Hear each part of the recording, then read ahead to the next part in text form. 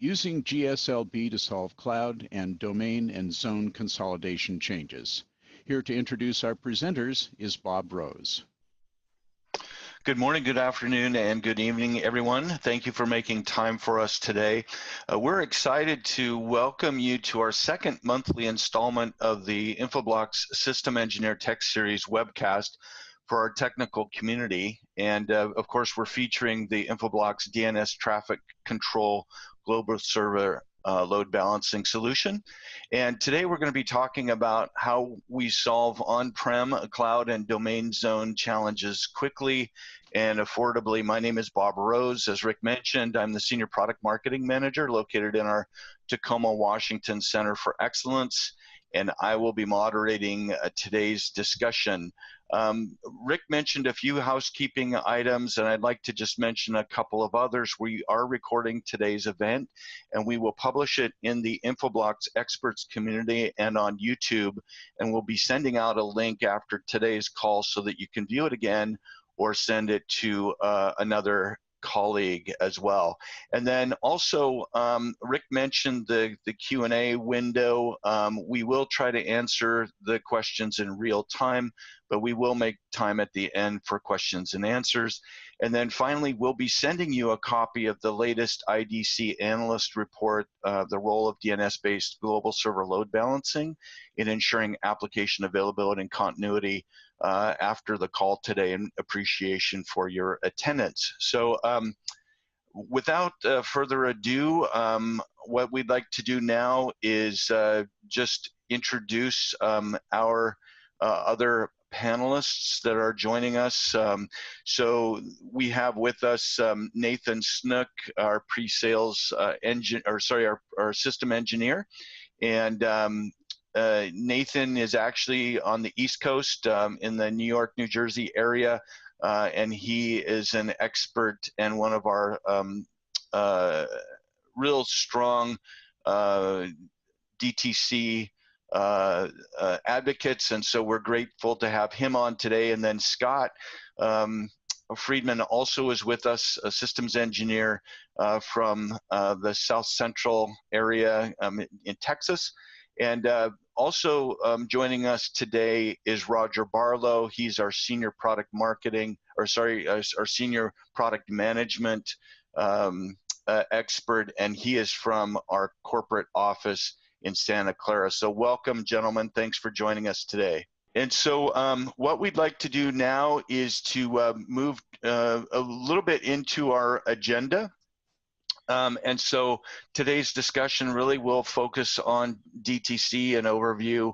We'll talk about, again, some of the key initiatives and some of the app challenges. We're going to talk to you also about what the difference is between our global server load balancer, DTC, how it works in particular, some of the health checks that are used, and then we'll spend some time on reporting. And then really the star of the show today is the use cases around on-premise Apex, domain zone consolidation, and hybrid cloud, and then we'll do a wrap-up. So that gives you kind of a sense for where we're headed today. As we look then to move into the overview, let's just take a moment and give you a quick insight, again, if you're not familiar with DTC and what that is. So the question becomes, what is DTC? So Nathan, can you give us a little bit of an overview? Tell us a little bit more about what DTC is. Sure. Yeah, it's a global server load balancer, GSLB solution that's baked into our product. It's a licensed add-on. Another kind of way of phrasing it is it adds intelligence to your DNS services. You can redirect users based on whatever logic you define that makes the most sense. And the typical the use cases for this are really to create like app, or just address application availability or logic. You want to route users to a certain location for a certain reason. That's the main goal. All right, so can you cover for us a little bit, how does it work? Sure. Yeah, so it returns the IP address of a server as you as the user hits your DNS services, or at least our DNS servers, it will return that IP address based on the logic that's defined for that site. and then it basically intelligently, routes users to that, to whatever location, again, you need based on that logic. And there's a bunch of different options available to you. You can use the traditional kind of models of round robin, and we'll get into that later. But it can basically just apply that logic. One that's sort of gets a lot of, it's kind of popular with our solution is really like using the geo data. So that's the geolocation information or the metadata that's baked in within our product. So you can say, if you're coming from South America, route users this way, et cetera. All right, so, sorry, go ahead. No, I was going to jump right to the next one. Okay, yeah, so, for the technologists that are on our call today, what kinds of things can they look for in terms of benefits? Yeah, so essentially, I mean, the kind of traditional reasons you purchase a GSLB solution, so uptime, performance, single UI, and deployment. So we're really trying to facilitate, make it really, really easy and transparent to use your GSLB solution and give you lots of options to address all the different application needs you have within your organization. And we'll kind of highlight those as we go along, the benefits. And as an overriding kind of logic that really we're trying to offer is 80% of the functionality at 20% of the cost. Like that is actually a big driver for most of my customers. They'll basically do they'll run the numbers and they'll say, okay, I see the value here. It's very easy to implement, et cetera. So it's a big driver that's on the bottom right corner there. All right, so Nathan and perhaps Scott too, can you take us through now a little bit about some of the value that DTC delivers? For the overall solution, what we're looking for, what we're trying to offer here is kind of like two big value adds. So the first is sort of like the overall user experience for GSLB. So like for example, where I came from, where I used to work, we used to have an issue with transparency. So we wanted to have like the development team have easy transparency to the live configuration of your data. So just kind of improving the overall experience and the GSLB experience in terms of management, transparency. Like if IPs are coming from your workstation segment in South America or your workstation segment in Asia Pac or your server environments in each of those locations, be able to make a different logic based on that. And you can even tie that into other products. It can be pretty sophisticated. And then the last bullet item there is the server health checks. We have a bunch of different tools for health checks. This is just kind of the two most common ones, or many ones that people will use, the HTTP, HTTPS, and then SNMP. And then again, like the idea that, since you have one single pane of glass to manage the DNS records and the GSLB configuration, you're going to reduce costs in terms of like training, ramping up users, and new users to be added to your organization. And then just overall, if you have an issue, it's easy to troubleshoot because everything's kind of all in one GUI. Yeah, and Nathan, if I could jump in, one thing that we're seeing a lot with our customers is the fact that it's typically different groups that are managing different things, whether it's a load balancer, but typically the DNS lives under one team, and they if they're already using Infoblox, they know the environment and they know how to use Infoblox, and so a lot of customers are telling us that they really appreciate the single interface and the integration with having GSLB and the rest of their DNS all in the same platform, not having to jump between different types of devices. Yeah, it's a great point. I agree. It's true also, guys, that this is deployed by way of license, right? So they don't actually need to have another box, GSLB box to spin up, right? That's correct. Yep. Typically, it's just a license to enable the functionality on existing gear. Yeah, and just to kind of add additional color to that, I mean, I have some really big customers, and they may also partially deploy it. So they may have like a subsidiary that needs like a really simple or easy to configure GSLB solution, so we can deploy it there and not have to deploy it across 200 plus appliances. So they can kind of really strategically deploy this as needed. Yep. So in terms of the key initiatives for this, application availability, we talked on this a little bit before, but essentially just making sure you have the SLA that you're trying to hit for your applications, whether it be related to the availability from a perspective of geolocation or just raw application availability and uptime. That's like one core key initiative, whether it be through DR, et cetera. The other one is performance, getting the performance you like. So whether it be regional based or, you have bigger servers here, so route more traffic there and less to another server and distribute that across mini servers, et cetera. But getting the application performance you like, based on those different rule sets and the distribution of your application globally. And then the last one is a single source of data. I think in some places it sort of kind of is easy to gloss over, but a lot of customers really do value the idea. I mean, if you have an issue, going to one GUI and seeing like your DNS information, your IP or IPAM data, your IP address management space, your DHCP information, the VMware information if you use our free VMware integration, and then the GSLB all-in-one, it kind of helps you kind of quickly and easily see what's going on and what the target servers are like very quickly. So challenges in terms of like the applications and use cases, that's what you're seeing on the left-hand side here. It's really just kind of generically we're saying, and across any application you have, GSLB can offer value. So do CRM, et cetera. Those are things that you can, that we're trying to address. And this is whether it be your internal employees or your external side on the customer side. Either way, we can sort of help you. Just to kind of give you an example, so if you want to use like geo information on the outside, external facing, like customer facing or public facing, we have like MaxMind database integration, so you can always download the IP rule set from that and make rules based on that. Or for the internal side, you could use all the rules sets we talked about before, and we'll dig into more later. You can apply that way. And another kind of use case for this that's come up recently is this GDPR law that's going on in the UK, right? So we've got, we're all getting privacy notices about this, and one thought is if certain content needs to be based on user location, that's a great way to say, hey, if you need specific GDPR compliant content, you go here. Everybody else, you go to the non, right? So another kind of idea around using topology and geolocation to determine what content users getting, where they're getting it from, and which is the best server for them to get it from. Right.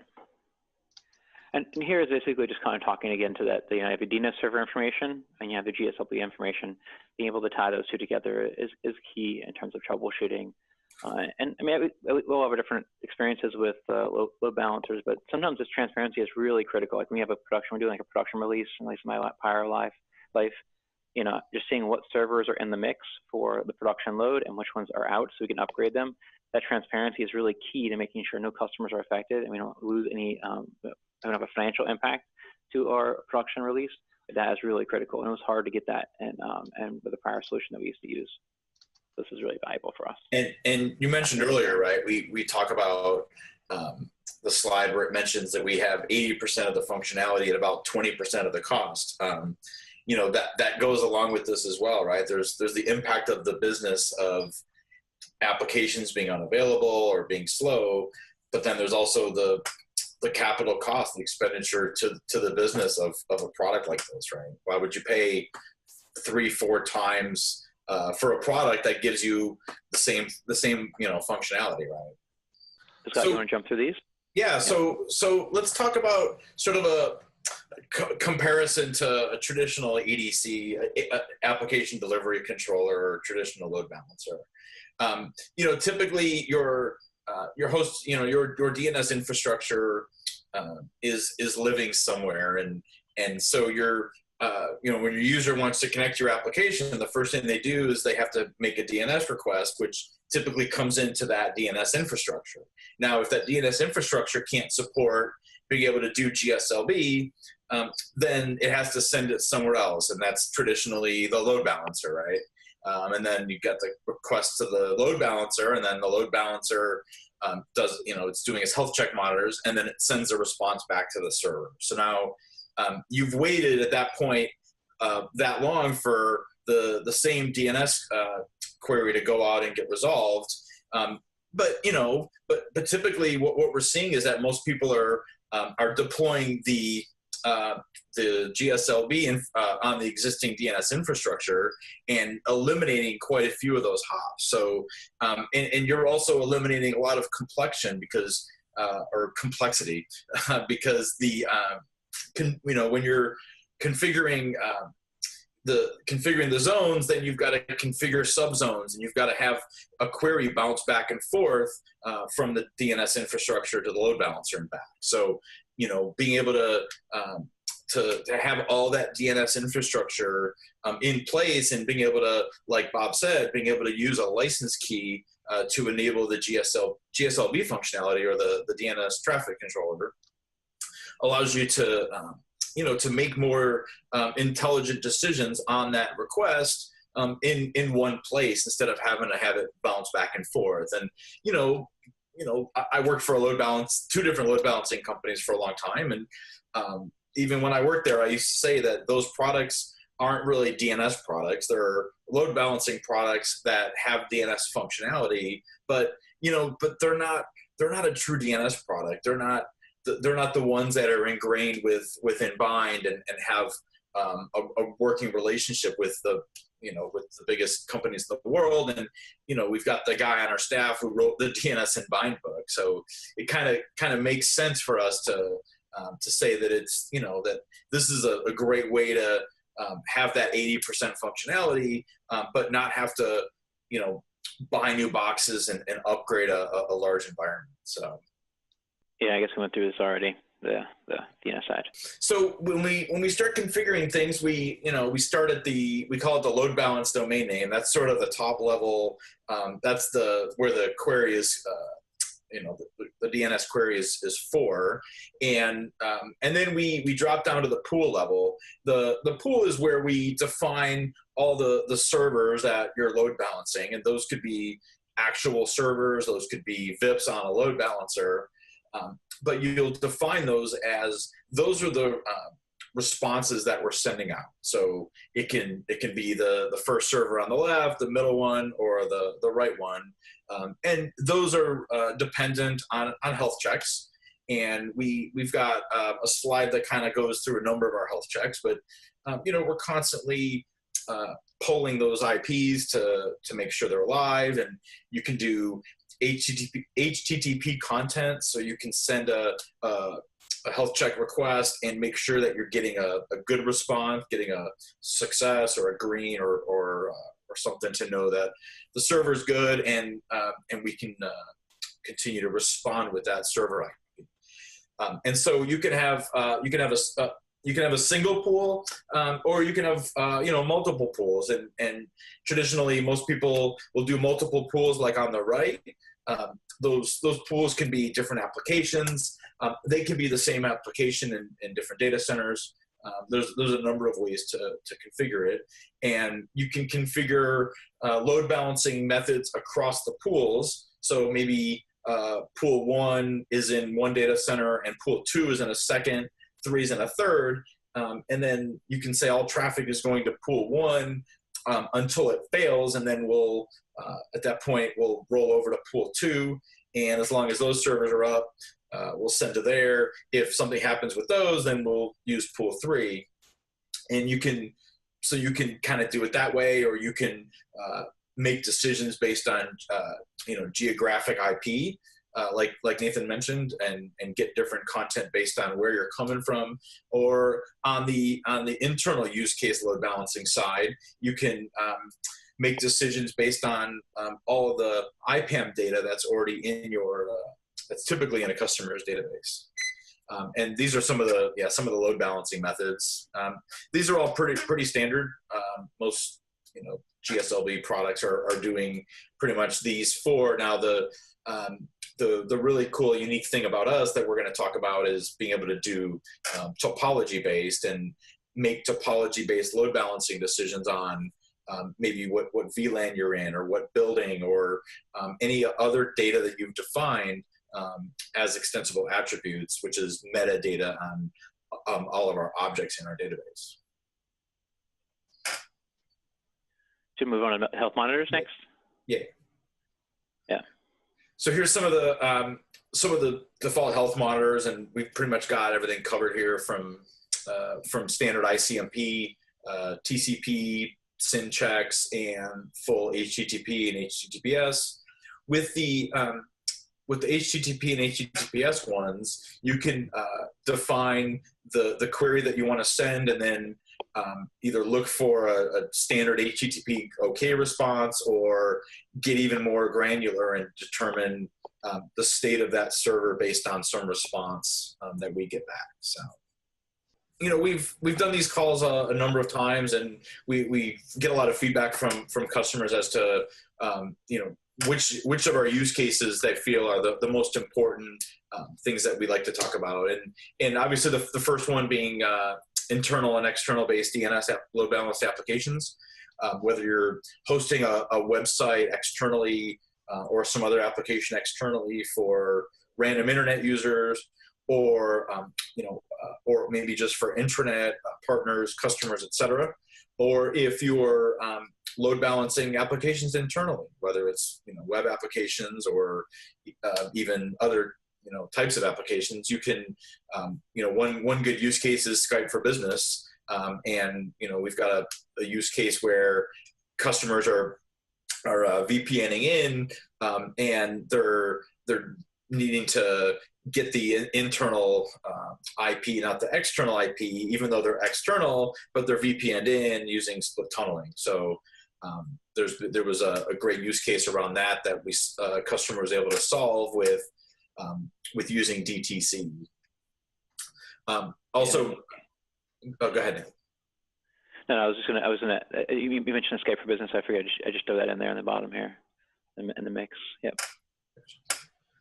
And then, you know, some of the other ones, whether it's disaster recovery with doing global availability across different data centers, or you know, another one we've talked about is AWS and being able to you know, you do DNS sort of in the cloud and kind of build out a hybrid approach to externally facing DNS, right? Being able to say, hey, I want to move to the cloud, but I also want an on-prem solution. And this came about after the Dyn attack in October of 2016.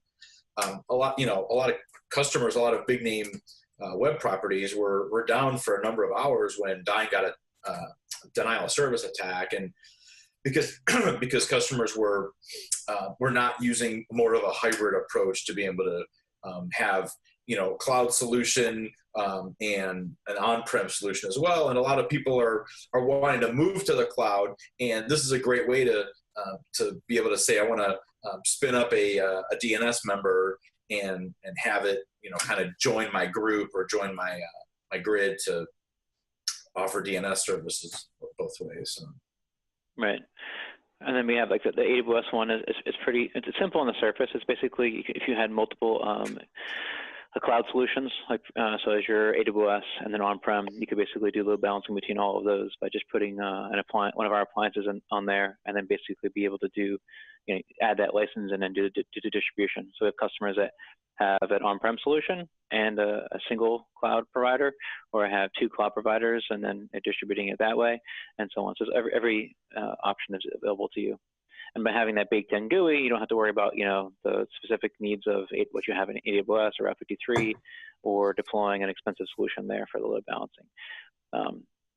And then in terms of like the zone consolidation, the fourth one down, that one is pretty simple on the surface. It's basically just if you have like, you know, copies of your zone. So acme.com copied 5 times in a row or 4 times in a row. So maybe North America, South America, EU, and Asia Pac.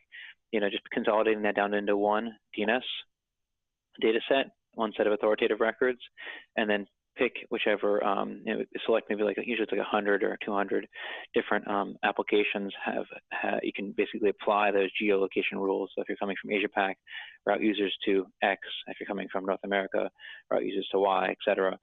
And then, and be able to basically kind of have, again, that one view. So you don't have to keep changing all your records 4 or 5 times. Every time you have one single record change, and you can have logic based on that, and then additional load balancing. So Europe could have, you know, a certain logic. If the European servers are up, if those go down, then go to, you know, whatever else makes sense for your organization. And then, hey, Nathan, let me, if you don't mind me jumping in, I just want to remind everybody that if you have any questions, that you can hit the the Q&A button on the bottom. That's correct, Rick? They can hit Q&A and they can type chat questions in. We haven't seen any yet, so I just wanted to make sure that we use. Yeah, absolutely. That's a good point. It should be. I mean, as we get into the use case, we should get a little more questions in terms of what we are showing. And then I guess some sort of skipping around here, but the global data center management. Some organizations call things different names, and so they may call it that instead of what we have in the third one down for the AWS. They may call it this. It's really just more of like a phrasing thing. It depends on who we're talking to, what department they're coming from, that kind of thing. And SaaS is sort of the same thing. I mean, Microsoft Skype for Business is a SaaS service at the end of the day, but some people just want to call it, have it be in this term, and they call it this. And so, if you have a SaaS solution or something specific, either case we can supply. This is a great solution for that. It's just a matter of defining what your requirements are, and then partnering with your sales engineer that's allocated to you, and then going from there and doing the testing. Great. So do you want to jump to Scott? Do you want to do the Apex use case first, and I'll stop sharing? Yeah. Okay. I was going to say let's jump into a demo since we've done enough slides. I think people are. Yeah, I agree. I hate looking at PowerPoint slides. I like actually seeing what things look like, and being able to visualize how the flow works, right? And so one of the things that we've had a lot of customers ask us about is being able to do, basically domain routing or domain, the apex of a domain. So that's the top level of your domain. And I called mine apex.com because I couldn't think of anything more creative. And being able to show that when we want to do load balancing for apex.com, that we can do it both for apex.com and www.apex.com. And we were able to say, well, for both of these domains, I want to have a query come in, and when it comes in for the apex of the domain, I'm basically routing it to here. And then from here, I'm load balancing it, but it's all happens internally. So if I go here and I do a lookup for www.apex.com, what's going to happen is the query goes to my name server. My name server then load balances it, and I'm load balancing between 1.1 and 1.20. So if I look up www.apex.com multiple times, you'll see that I'm going to get .1 and .20 pretty much alternating to show load balancing, round robin load balancing. I could change this and put it on global availability, and then everything will go to .20 until I yank the cable on them and power them off. But with the Apex one, I can also just dig for apex.com, and what happens is I get it still load balances me even in the apex of the domain. I'm still getting full load balancing, so I can answer for both at the apex of the domain and at the domain itself. Right. And we also have the test functionality too. If you want to talk to that briefly, just so people are aware of it, that I find valuable too. So if you want to test a rule set, I'll show it. Yeah. So if you put in a query source here, this is one thing that this is one of quite a few things that is a nice thing about Infoblox is that the other guys really aren't doing is the ability to be able to test load topology-based load balancing here in the GUI. So I can select my my DNS member, and I can say I can put in a whatever source IP for topology load balancing, and then hit start. And when it sends the query, it'll source it from whatever IP I give it. So if I give it just make up some IP, right? And then it's going to send that query just from that source, and I can change this value. And if I don't have it set up, if I had topology based on different geos, I could put in an IP address from China or an IP address from the UK, and show what the effect on topology will have. Yeah, And this can also be, so it's just, the Apex in general can be done with delegation too. So if you had like a so you're using like a subdomain here, but you could do that as well. I actually have 2 customers that are using that, like some kind of, one's for AWS, I don't know what it is exactly, but some kind of AWS application. And the other one, I'm not sure, some kind of file server solution they're using this for. So they have DTC on 2 of like 20 or 30 servers or appliances, and then they're doing delegation to those. There's lots of options with this. If you want, I can jump into the zone consolidation use case real quick just to show the geo rules too. Yeah. Yeah. And actually, I'm also just going to put this up as well. Let me just show this. So there is, I forgot to mention this before. We were looking at this before, but there's a reporting functionality as well. I think we have a couple canned reports. I can't remember how many, but at least like 4 or 5 that can show basically the load distribution or availability. There's a couple of different key things, and you can export this data, but this is something that's nice to have within your product. This looks a little more interesting than mine. Mine are basically all up for most of my stuff is kind of basic, but and the response is pretty minimal, but this looks a little prettier, but yeah, that's another option available to you guys if you want as well. You can have that. It's kind of helpful for load distribution. Tracking. For the zone consolidation, I'm just going to expand this to make it look, bigger. You know, there is, so in this case, basically what I'm trying to show is you have, the 4 different regions. This is actually from a customer use case. They actually asked me to build this out specifically this way. I took out some data so you can't see the customer. Hopefully that's done now. But anyway, so they basically had an email server. They had 4 different regions, and they wanted to see it. They said, for now, just put 1 server in each region, so that's all I have. And essentially, when a user comes in, if they're coming in from North America or South, whatever the region is, supply the email server target for that region. Whether it be Office 365 or something else, you can kind of do that way. And then so basically the way you work this is there's 2 ways of handling geolocation. There's an external side, which is a topology database. That's really for public-facing sites, not for internal sites. And that's just a MaxMind integration of a database. And the other one is a topology rule set here, where you can basically go in and say, okay, let me look at the server. So basically what I'm looking at here is my rule set for my zone. So I'm saying if you come in from, these different specific networks, I can do it that way. So this is one option, is specifying networks. That's not as easy to scale because I may want to set up a metadata. So maybe like a parameter that says North America or whatever parameter I want.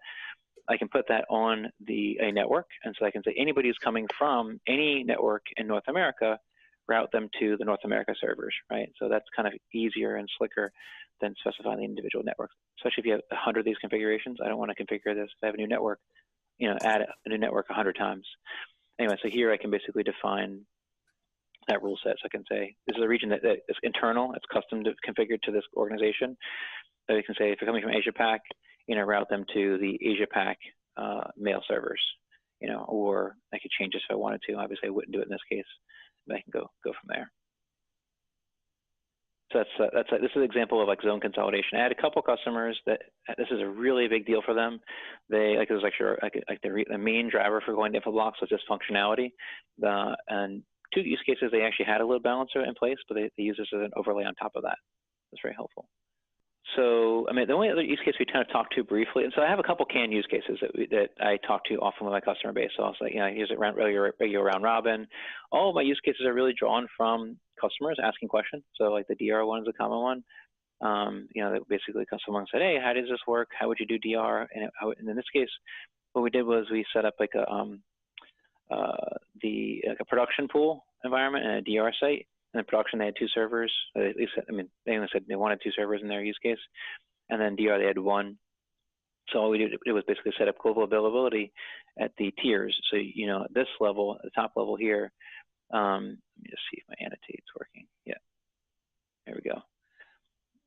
This tier, they have like global availability, meaning all traffic will get routed here first, and only when all these servers are down, route traffic here as a backup, right? And then the second one is this tier. So the rule set for this was round robin. So so you can see that in my labeling, so prod and round robin here. And just as a side note, is another kind of way of doing this. So if you wanted us to work, so basically the next step sort of a lot of organizations is really just to dig into a specific use case for your organization. So you can reach out to your the account team, your sales engineer, and if they had questions, they could always loop Scott and I into that meeting. I've done that a couple of times to help out and facilitate the pulling the data in of your requirements and kind of going from there. Hey, we've got a question in the Q&A, so I'm going to jump into that. So it looks like Tom's asking about he's asking about being able to use the CSV import and export product or function, right, within our product to be able to do that within DTC, and that's actually coming in our next version. So we're going to have the DTC specific import and export using the CSV tool. So.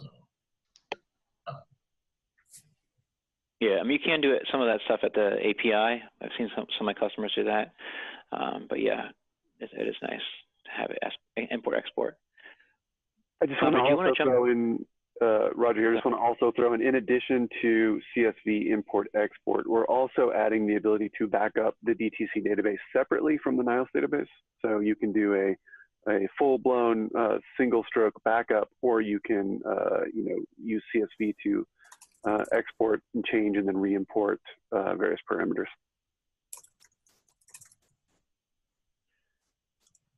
Did you guys want to jump into any of the polling at all? I think I'd like to do that. Are you in polling 1 or 2? 2, please. Okay. Let's grab this. I think we also mixed. I think it's the first polling question. I think it's on slide 14. And so, everyone, we'd like to, turn our attention back to you now for just a moment. I'm going to launch a poll. We'd like to get your feedback. And so here it comes. You can see the question is, what is the most important thing to you in terms of GSLB? And there's a number of choices there. And so if you would just take a moment and read through that list, which of these really are most important to you? I know a lot of them can be important, perhaps equally important, but go ahead and provide your feedback. We'll give you a few seconds to provide your inputs, and then when we're all done, we'll share the results out, and our panelists can take that information forward as we continue our presentation today. As you can see, it seems that integration with DNS, DHCP, and IPAM is really number one, and the overall low total cost of ownership is really second, and then having that easy configurability through CSV and the graphical UI are next, tied with the low acquisition cost. So thanks for your feedback there. We appreciate that. So guys, why don't we go ahead and look at the next slide? This is a good use case. This is a public-facing use case because you can download this from our site. My understanding of this use case is actually relatively local to us in New Jersey. But basically, they were looking at a GSLB solution to rip and replace what they had in place already, and they ended up purchasing our entire DNS, DHCP, IP address management solution, our DDI solution, and the GSLB solution together for lower than the cost of their GSLB solution. So it's kind of a nice use case to talk to a little bit. I'd say my personal experience is kind of usually a combination, or if it's low-end customers, or smaller customers, they may just not have a GSLB solution in place. So we're kind of a nice solution for them. For the middle tier, this may be an option, or a mix of replacing some of what they have in place and not all of it. And on the larger side, there's lots of flexibility. Typically, people, at least my customer base anyway, they'll typically keep some portion of what they have as a GSLB solution, but then put as much as they can on Infoblox because it's just much more cost effective and easier to manage. And then also you can kind of control, politically, a lot of, like Scott was saying earlier, a lot of teams may own different parts or different, there's where I came from, we had 500 different applications. We had tons of application teams, over 1,000 developers. So there's lots of, options for handing off some stuff to application developers at some level, in partnership with their application managers. And so this gives you an option to kind of hand off some stuff to certain teams and not have to have every single thing under the purview of the balancing team. or whatever makes sense for your organization in between. Yeah, so in terms of the use cases for DTC, or the why DTC as a general rule, ultimately our goal is app uptime. You know, whatever solution you need to solve the, you know, it'd be geolocation, et cetera. You know, we're trying to make sure that your app is up and available for the users that need it as much as possible. On the second section, ensure app performance. Again, we're applying these rule sets to ensure the performance that to meet your needs. And then the centralized management, you know, we're trying to make one single pane of glass, make it things as transparent and easy to see as possible. Again, having that DNS information, you know, seeing when someone last queried a record, and then seeing the VMware information, all that stuff sort of tied into one, allows for easy trackability. Like, what is it? What are we actually pointing to? What does that server do? You know, tying in metadata, et cetera, makes it really easy to figure out what's actually going on. And then sometimes, I mean, just to kind of sidebar on that a little bit, I mean, I've seen some people with, when I ask them, like, how is your global server load balancer configured, you know, for a team, they might just have like an Excel spreadsheet. Like, that's what we're trying to move away from. We're trying to make it sure there's a solution in place that gives you that data within the GUI, and that makes it so you don't have to actually go ask for someone's special spreadsheet with all their data on it. And the last is a cost less, deploys easily. This is extremely easy to deploy. Use case for almost my customers, adding this is like, it's like butter. They just tell me the use case. I can test it in-house as an SE on my lab, or I can put it on a lab machine for the customer, or we can put it in prod, depending on the customer type and their requirements, and carefully add another zone and do that way. So there's lots of options for easily and quickly testing this to kind of determine if it's a good fit, and then you can do your ROI calculations from the business side. Hey, Nathan, let me jump back into my demo if you don't mind. Yeah. And then if anybody, just a reminder, if anybody's got any questions or anything that we sort of haven't addressed that you'd like to talk about either today or on the next month's call, you know, please put those in the chat. We'd be happy to try and get those addressed for you. Now, Bob mentioned the results of the poll, and the biggest thing people wanted to see was the integration with an existing DDI infrastructure, and you know, looking at what a customer would see in their you know, their current environment. It might look like this. So so you might have an Infoblox grid. You've got a couple members doing DNS and DHCP. And you've got your grid master who kind of owns the database that contains all of our configuration. And so you might be here, and you might have all your DNS zones in here, and let's say that you've got these DNS zones, and you want to be able to do GSLB for some application in the zone. Well, you know, we mentioned the low total cost of ownership and the ease of deployment. Really, it's putting a license on the member to be able to do the DNS traffic control. And what it'll do is it's going to open up this traffic control button right here.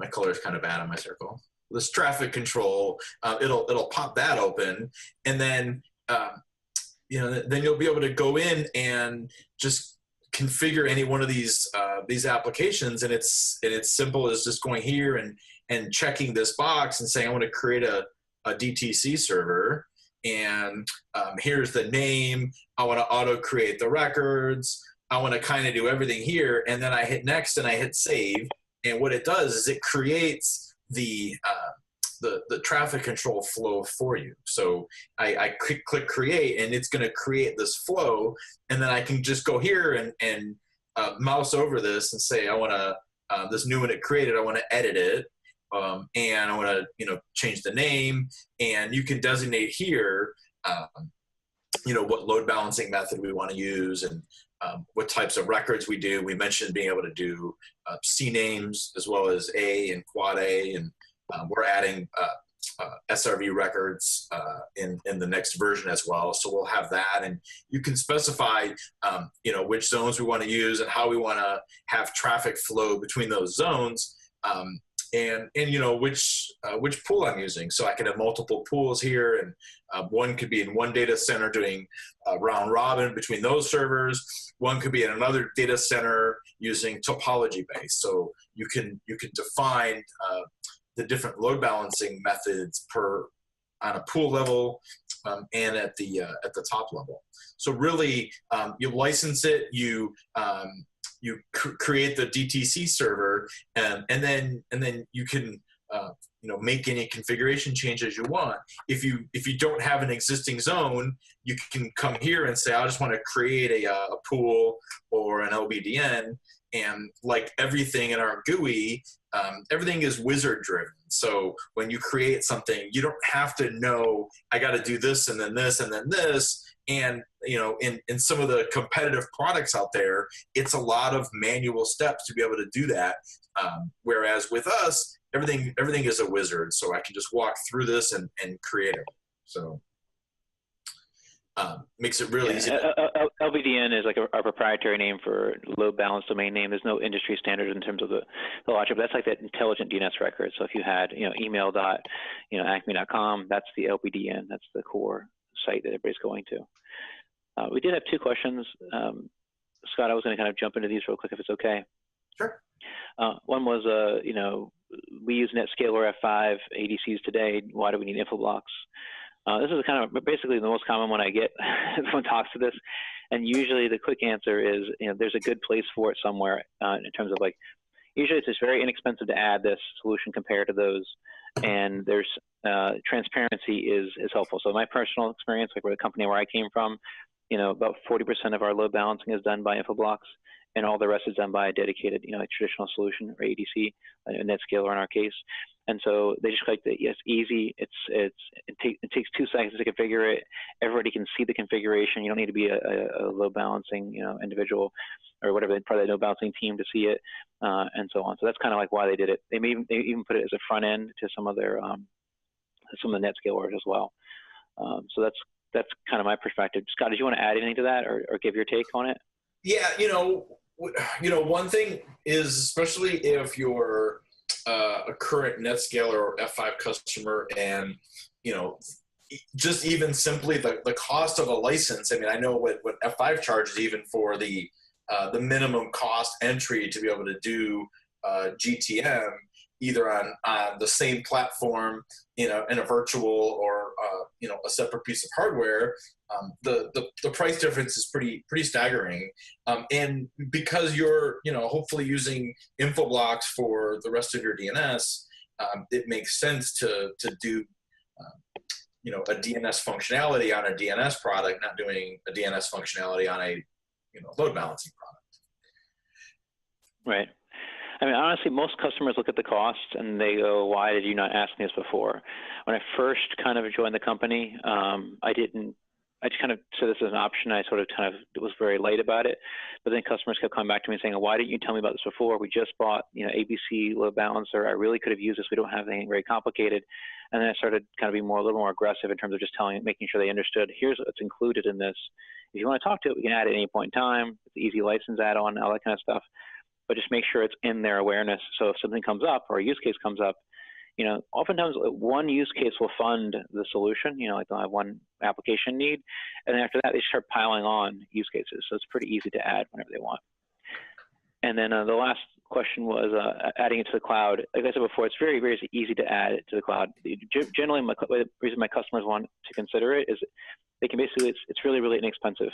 And they can have that same solution offer, servers on-prem and in the cloud, or disparate cloud solutions all in one. So it's kind of a very flexible option.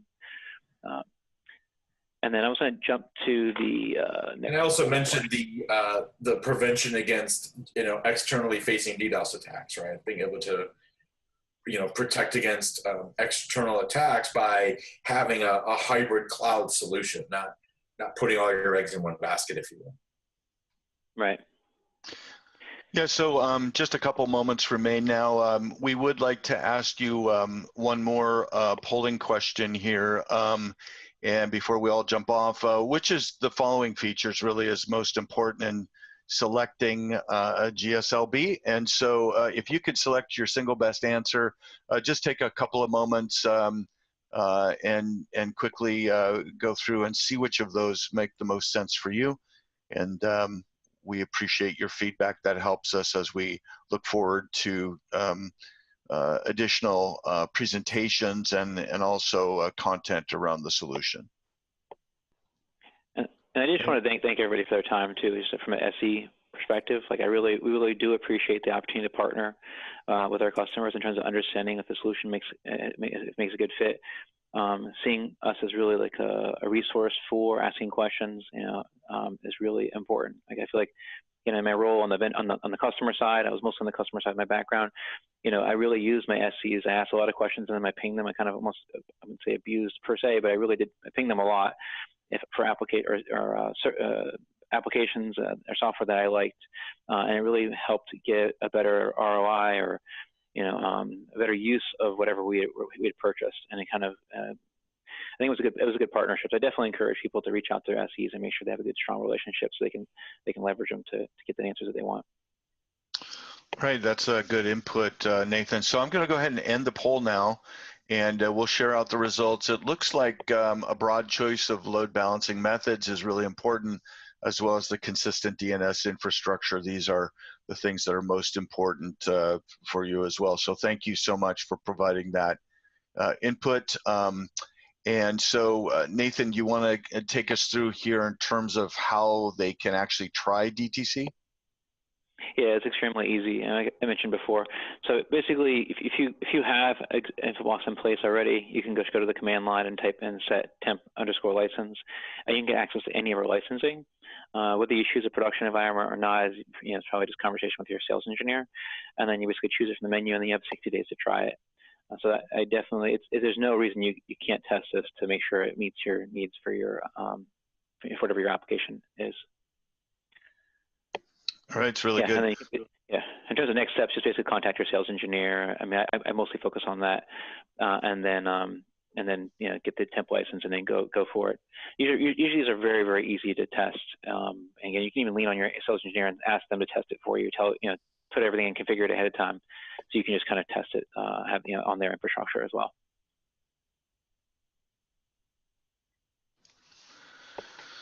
So just in general, in terms of next steps and engaging, we have a number of free resources that are available to you. There's a data sheet, there's a white paper, we have some solution notes, there's video content.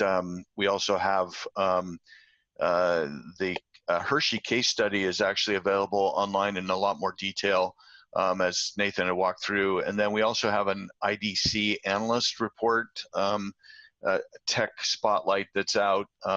In addition, and all of that, by the way, you can get online.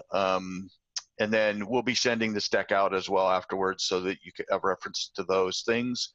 We also have the opportunity to contact us with regard to your GSLB needs. The numbers are noted there in the email address. We can actually spend some time with you to walk through your use case in the lab. And we also have the ability to do a cost-benefit analysis. So all of those are different avenues that you can take as you investigate more about DTC. And then again, just as we move forward, this is a monthly technologist call. So we certainly welcome your questions. Next month, we're actually going to be looking in more detail at NIOS 8.3 and seeing what those new features are like. And so we do really appreciate your time today.